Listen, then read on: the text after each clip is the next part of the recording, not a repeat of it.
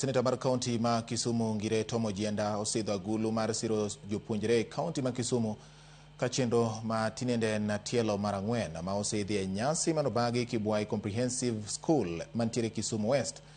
Aguluno ma otisi ni Ojienda watoto wa somb initiative oketo tenge omenda maromo $3.9 mar siro jopuonjre ma ochando e kaunti ma Kisumu. Ka oloso e kinde sidho chenrono, Dr. Simon Peter ma en maneja mar kaunti e apis Seneta Ojienda owacho ni mane okang' ma dhi miyo lek mar jopuonjre mathoth chopo kare kendo idhi time e yo maonge kod mibadhi. Chenrono orwaki gi jonyuol kaachiel kod jokanyo mamoko e sekta mar somo.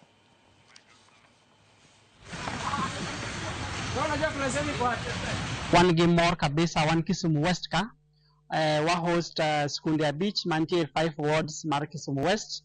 Wan launch kony mar nyithindo masomo ma wadendo kaka office ni watoto wasome initiative.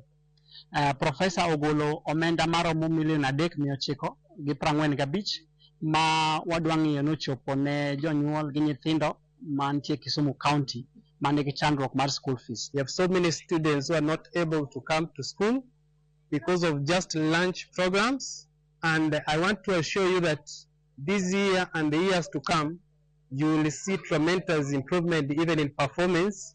Amor mang'eny nikeche ok nang'eyo na nyalo yudo pesa mana tero ne nyathi school. Nitie jonyuol man gi nyithindo chiegni kata adek e secondary.